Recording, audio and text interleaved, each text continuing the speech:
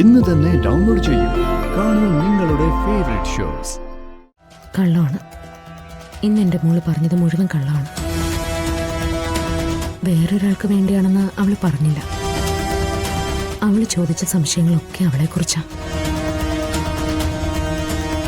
അവളിപ്പോൾ കാണാൻ പോകുന്നത് അവളുടെ കൂട്ടുകാരിയൊന്നുമല്ല. പിന്നെ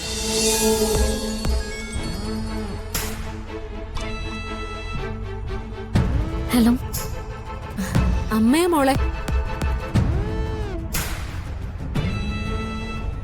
എന്തിനാ വിളിച്ചത്? ഞാൻ മ്യൂസിക് ക്ലാസ്സിലാ. എനിക്ക് മോളെ അത്യാവശ്യമായിട്ടൊന്ന് കാണണമായിരുന്നല്ലോ. ഞാനിപ്പോ ക്ലാസ്സിലാ. മോളെ കാണാതിരിക്കാൻ എനിക്ക് പറ്റില്ല. ഞാൻ അങ്ങോട്ട് വരാം. അയ്യോ വേണ്ട, ഇങ്ങോട്ട് വരണ്ട. മോളെ ഒന്ന് കണ്ടിട്ട് ഒരു കാര്യം പറഞ്ഞിട്ട് ഞാൻ പെട്ടെന്ന് ഇങ്ങ് പോന്നോളാം. എന്തിനാ എന്നെ ഇങ്ങനെ നിർബന്ധിക്കുന്നത്? എന്റെ കാര്യമൊക്കെ ഞാൻ പറഞ്ഞതല്ലേ, അതൊന്നും മനസ്സിലാക്കിക്കൂടെ? അമ്മയുടെ സങ്കടം എന്താ മോള് മനസ്സിലാക്കാത്തത്? എനിക്ക് ഒന്ന് നിന്നെ കാണണം കുട്ടി.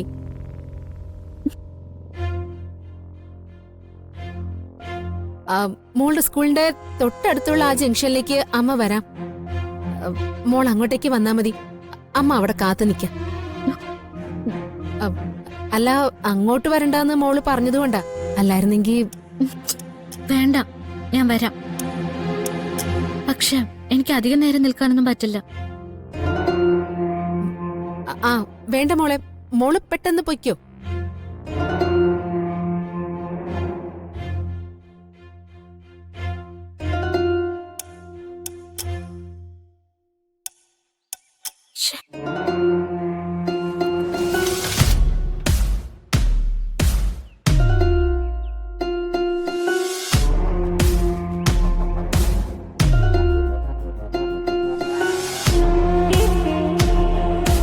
മാഡം, ഞാൻ നേരത്തെ പറഞ്ഞ സ്ത്രീയില്ലേ? ഏതാ മോളെ? ഞാൻ ഭർത്താവിന്റെയും കുടുംബത്തിന്റെയും കാര്യത്തിലൊരു സംശയം ചോദിച്ചില്ലേ? ഓ, ആ സ്ത്രീ. അവർക്കെന്താ? അല്ല, അവരാ ഇപ്പൊ എന്നെ വിളിച്ചത്. അവർക്ക് വീണ്ടും എന്തോ പ്രശ്നങ്ങള്. എന്നൊന്നും ഒന്ന് കാണാൻ പറ്റുമോന്ന് ചോദിച്ചു. അതിനെന്താ? അവർക്ക് മനസ്സിന് എന്തോ അസ്വസ്ഥത ഉള്ളതുകൊണ്ടല്ലേ. മോള് പോയി കണ്ടോ? സമാധാനം കിട്ടട്ടെ അവർക്ക്. അല്ല, ക്ലാസ് അതൊക്കെ ഞാൻ അറേഞ്ച് ചെയ്തോളാം. മോള് പെട്ടെന്ന് ചെല്ലേ. മനസ്സിന് ബലമില്ലാത്തവരാകുമ്പോൾ എന്തെങ്കിലും അബദ്ധമൊക്കെ കാണിച്ചു പോകും ചിലപ്പോ. ശരി മാഡം. മോളെ, ആ കുട്ടിക്ക് എന്തെങ്കിലും പ്രശ്നമുണ്ടെങ്കിൽ അമ്മ ഇടപെട്ട് പരിഹരിക്കാന്ന് പറഞ്ഞേക്ക് കേട്ടോ.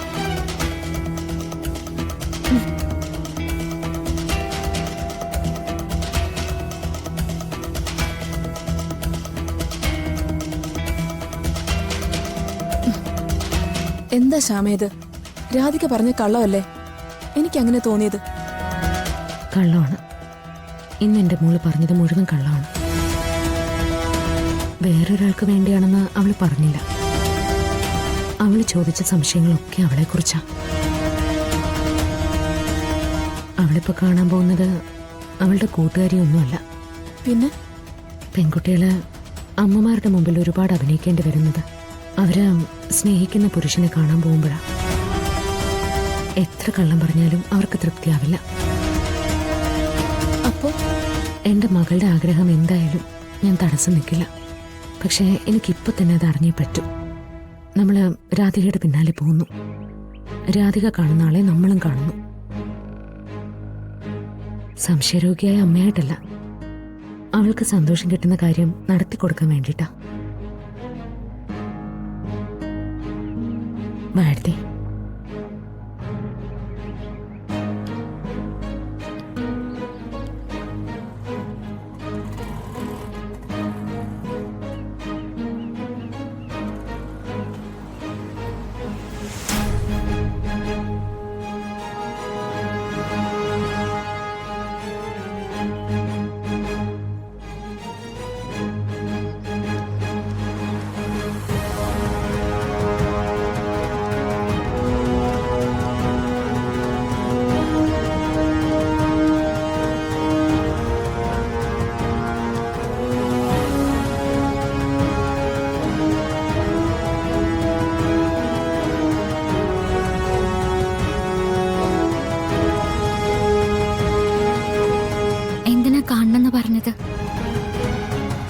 ക്ലാസ്സിനിടയ്ക്ക് വിളിച്ചതുകൊണ്ട് മോൾ അമ്മയുടെ ദേഷ്യത്തിലാണോ?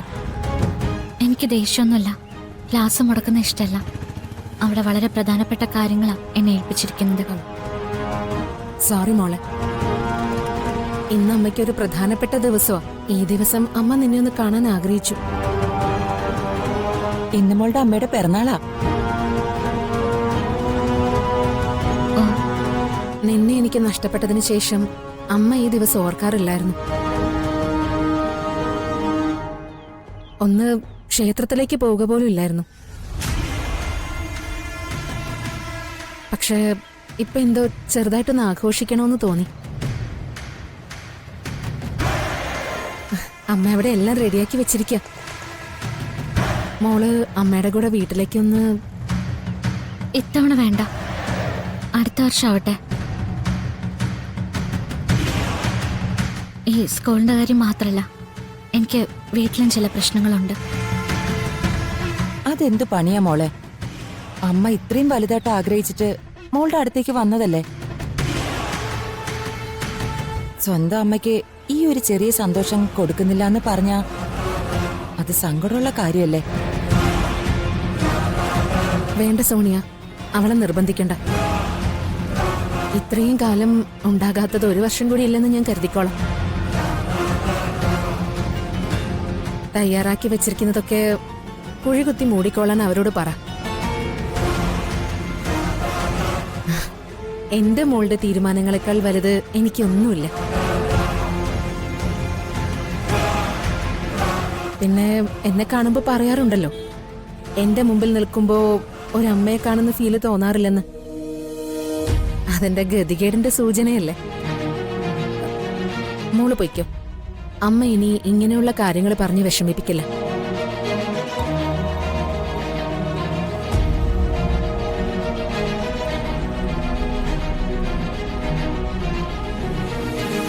ഒന്നും മുടക്കണ്ട, നമുക്ക് പോവാം.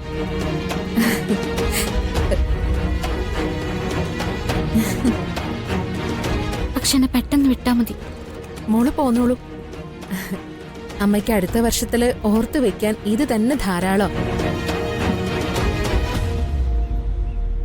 ഞാനും എന്റെ മോളും കൂടി ഒരുമിച്ചിരുന്ന് ആഘോഷിക്കുന്ന ഒരു ബർത്ത്ഡേ, അതിനേക്കാൾ വലിയ സൗഭാഗ്യം വേറൊന്നുമില്ല. മോള് വാ.